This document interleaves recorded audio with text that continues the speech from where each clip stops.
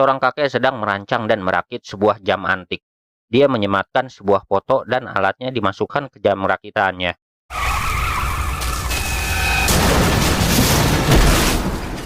Di lain tempat, sebuah mobil mengalami kecelakaan lalu lintas di persimpangan jalan. Dua orang karyawan perusahaan ekspedisi kargo sedang menurunkan beberapa barang antik. Salah satunya adalah sebuah jam. Tiba-tiba, jam itu berdetak sendiri yang membuat si karyawan kebingungan dan lantas menonaktifkan jam tersebut. Sosok bayangan nampak mengikuti jam antik tersebut.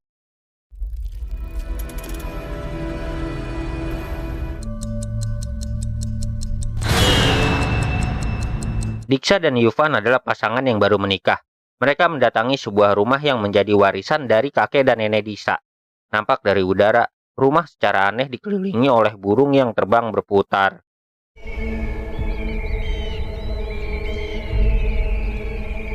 Diketahui Diksha merupakan seorang wanita yang karena suatu kecelakaan, dia mengalami kondisi tidak bisa berbicara. Setelah listrik dinyalakan, ternyata kondisi arus listrik di rumah kurang stabil yang membuat lampu berkedip. Diksha melihat sisi rumah di mana sang nenek sangat hobi akan barang antik. छोटी मालकिन, सारे घर की साफ सफाई हो गई है। Susila, seorang pekerja di rumah itu, menyerahkan kunci rumah kepada Diksha. Di lain tempat, Abi, teman kerja Yufan, sedang memilih barang yang akan dihadiahkan untuk Yufan dan Diksha. Setelah membelinya, dia mendapat hadiah bonus satu barang lagi yang akan langsung dikirimkan ke rumah Yufan dan Diksha. Singkat waktu, kiriman hadiah Abi datang dari perusahaan ekspedisi kargo di awal film, yaitu sebuah sofa yang langsung ditaruh di ruang tamu. Ada satu lagi benda yang dikirimkan yang seolah rumah itu menolaknya. Benda yang terbungkus dan disimpan di pojok rumah.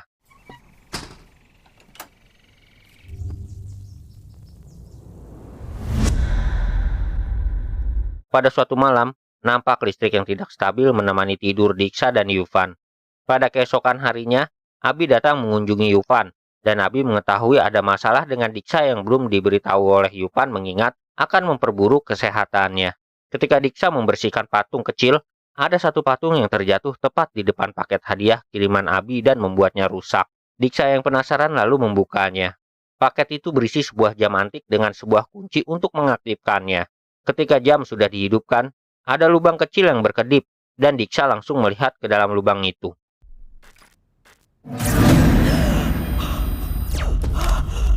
Dia kaget ketika ada sosok yang mengintip dari lubang jam. Lalu, sekelebat bayangan hitam melewati jendela rumah. Diksha sangat ketakutan dibuatnya. Dia melihat sesuatu di luar jendela dan langsung tidak sadarkan diri.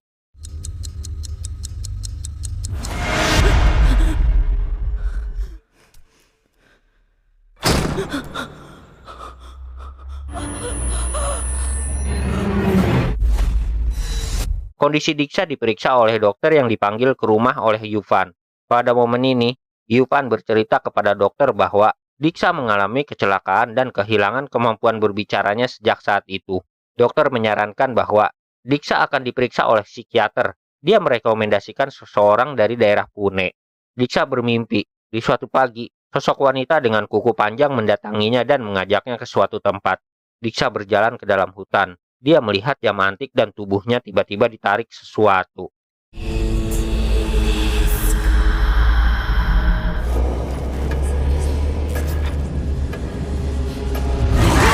Diksha terbangun dari tidurnya seolah napasnya tercekik dan bel jam antik berbunyi.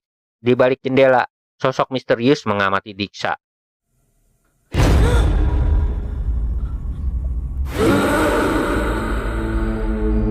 Karena harus mengurus Diksha lebih dulu, Yufan terlambat datang ke kantor yang sedang mengadakan rapat penting. Dalam rapat itu, pikiran Yufan tidak fokus. Dia selalu memikirkan kondisi Diksha di rumah, hingga Yufan mendapat teguran dari atasannya. Di rumah, Diksha yang sedang mendengarkan radio merasa heran ketika gelombang radio berpindah sendiri. Dan ketika Yufan menyapanya melalui chat di sosmed, ketika jam menunjukkan 11:05, ada sosok yang mengetik huruf Y di percakapannya dengan Yufan. Bel jam antik pun berbunyi yang membuat Diksha ketakutan dan penasaran dengan lubang yang menyala di jam itu.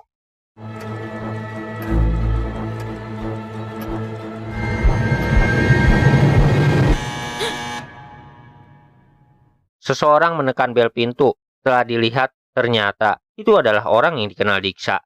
Melihat kondisi temannya yang tidak fokus bekerja, Abi berniat membantu Yufan nantinya. Dia akan menemani Yufan dalam pengobatan Diksa. Yufan yang kembali ke rumah baru mengetahui ada jam antik di ruang tamunya. Tamu yang datang ke rumah itu adalah sang paman. Dia datang untuk melihat keponakannya Diksa. Dia bermaksud untuk mengubah kepemilikan rumah dan tanah atas nama Diksa. Sang paman yang terbangun di tengah malam dan berjalan di ruang tamu, tubuhnya tiba-tiba ditarik oleh sesuatu.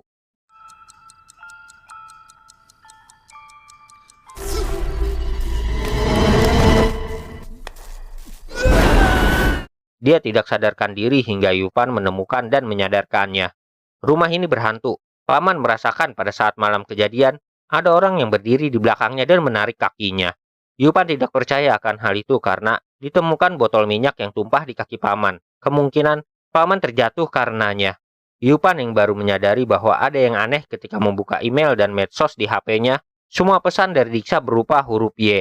Pada jam 11:05, kembali. Keanehan terjadi ketika Diksa selesai mandi.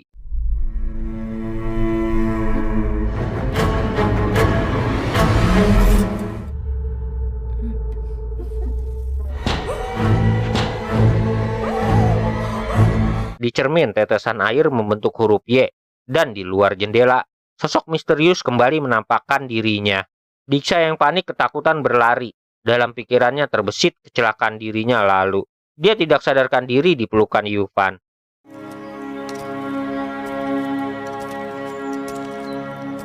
Dokter psikolog yang diundang Yufan datang ke rumah ketika sampai, dan ketika mengamati satu bangunan kosong di sekitar rumah, babak penjaga menegurnya untuk tidak ke area tersebut. Dokter meminta rekam medis Diksa dan menyarankan agar dipasang kamera pengawas di setiap sudut rumah. Pada suatu malam,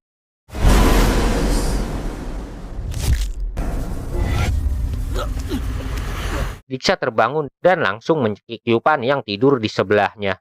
Ternyata itu hanya mimpi. Apakah itu mimpi atau kenyataan? Atas perintah dokter, seluruh sudut rumah dipasangi kamera pengawas. Setelah terpasang, dokter dan Abi menginap di rumah itu untuk mengawasi keadaan Diksa.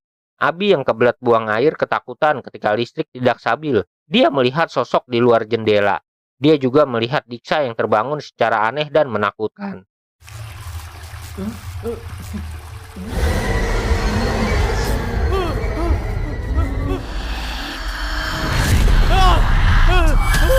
Abi bercerita semua yang dialaminya kepada dokter, namun Yufan tidak mempercayainya. Dengan cermat, dokter mengamati keadaan rumah dan keadaan Diksa yang tertidur. Ketika di satu ruangan sebuah foto terjatuh, itu adalah foto mendiang neneknya Diksa. Dia juga melihat si pekerja rumah sedang melakukan sesuatu yang aneh. Di tempat dia dilarang melihat-lihat oleh si penjaga tempo hari. Dokter juga melihat perilaku Diksa yang seolah bermimpi buruk dan terbangun ketika lonceng jam berbunyi di jam 11:05. एक काम करो, मुझे दीक्षा के बारे में डिटेल में सब कुछ बताओ. Dokter meminta Abi untuk bercerita tentang dirinya dan Diksa secara detail. Lalu, Shin menunjukkan bahwa Yufan adalah seorang yatim piatu. Dia dengan Diksa tinggal di panti asuhan yang sama. Mereka selalu berdua. Jodoh mereka dimulai sedari kecil. Tidak ada yang bisa memisahkan mereka, pikir Yufan. Pada suatu ketika, orang tua Diksa yang semula menelantarkannya di panti asuhan kembali memintanya untuk menebus segala kesalahan di masa lalu. Mereka ingin merawatnya kembali. Yufan harus merelakan Diksa demi masa depan yang cerah. Karena apa yang bisa diharapkan jika tinggal di panti asuhan? अगर तुम उनके साथ चली जाती हो, तो तुम्हारा भविष्य बहुत अच्छा होगा. Singkat waktu, tahun-tahun berlalu. Yufan yang telah dewasa diberitahu bahwa Diksa dan keluarga akan datang berkunjung ke panti. Namun, nasib naas menimpa Diksa ketika dia dan keluarga mengalami kecelakaan tepat di depan Yufan. दीक्षा दीक्षा दीक्षा कुछ बोलो ना. Diksa selamat pada kecelakaan itu. Sayang, kedua orang tuanya harus meninggal dan bersamaan dengan itu, Diksa juga kehilangan kemampuan berbicaranya. Cinta mereka sangat erat. Tidak ada yang dapat memisahkan mereka. Walau sempat terpisah, mereka kembali bertemu dengan diiringi sebuah tragedi.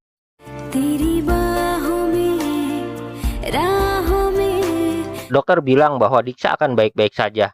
Namun, ketika lonceng jam berbunyi, keadaan Diksa kembali memburuk dan ketika lonceng berhenti, kondisi Diksa kembali membaik. Abi mengetahui bahwa itu adalah jam hadiah dari pemesanannya tempo hari. Yupan, dokter, dan Abi lalu menyelidiki asal-usul jam tersebut. Jam itu merupakan pesanan sebuah keluarga yang tidak diambil.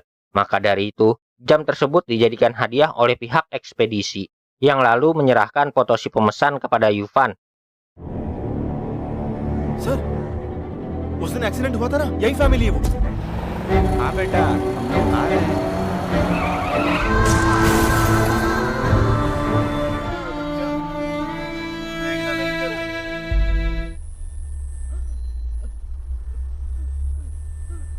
Dia mengenali keluarga yang ada di foto. Ternyata, orang yang di foto tersebut adalah orang yang terlibat dalam kecelakaan dengan keluarga Diksa di persimpangan jalan.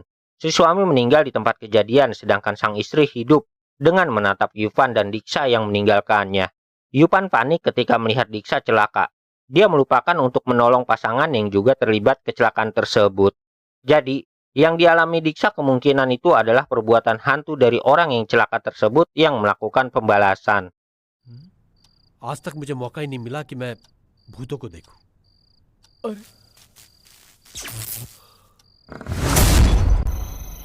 Yufan terbangun menemukan sebuah alat berupa proyeksi dan musik. Dia lalu mencari keberadaan dokter.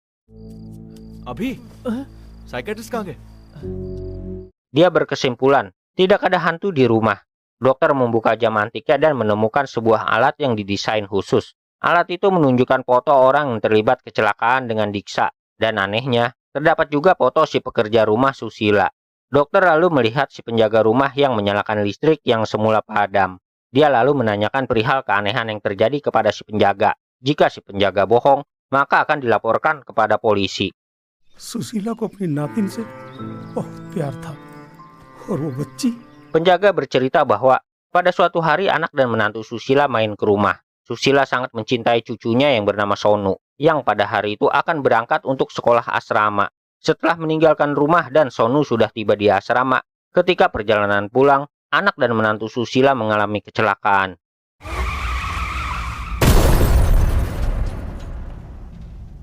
Sang menantu meninggal di tempat kejadian, sedangkan sang anak yang mendapat benturan di kepala menjadi kehilangan akal sehat.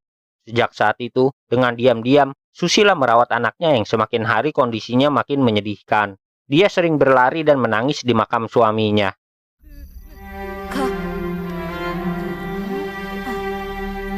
फिर भी अपनी माँ से छिपकर पति की समाधि पर पहुंच जाती थी। Sampai suatu ketika, sang putri meninggal menyusul suaminya dan membuat Susila sangat bersedih. विद्या यहाँ रहती थी। अगर उनको पता चला तो हम सबको यहाँ से निकाल देंगे। Menurut kesimpulan si dokter, hantu yang dilihat Abi dan Paman adalah si putri Susila yang berkeliaran. Dan untuk kasus Diksa juga sama. Dia melihat sosok putri Susila yang dikiranya adalah hantu.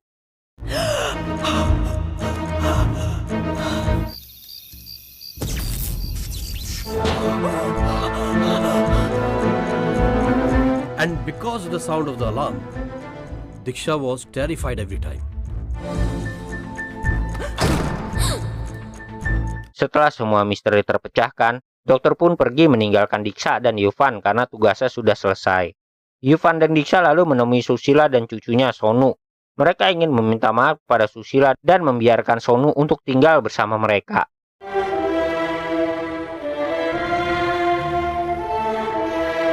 Suatu ketika di kediamannya, dokter kembali mengecek rekaman kamera pengawas di rumah Yufan. Dia melihat ada keanehan yang terjadi. Sosok misterius terekam di kamera pengawas yang mana putri Susila pada tanggal tersebut sudah meninggal dan dikuburkan. अभी उसको दफना के आ रहा हूँ। Lalu, dokter membuat rekaman live streaming ke rumah Yufan. Sonu yang tertidur terbangun pada jam menunjukkan 11:05. Sebuah waktu ketika Sonu terlahir ke dunia. Tepat pada jam itu, Sonu menatap jendela dan sosok misterius muncul.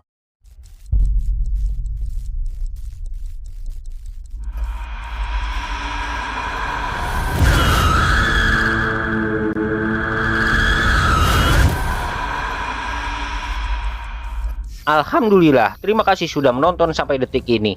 Apakah yang terjadi kepada Diksa dan Yufan hanya sebuah kebetulan? Film ini masih mempunyai kelanjutan. Misterinya mungkin akan terbongkar di film kedua. Sampai jumpa di video selanjutnya.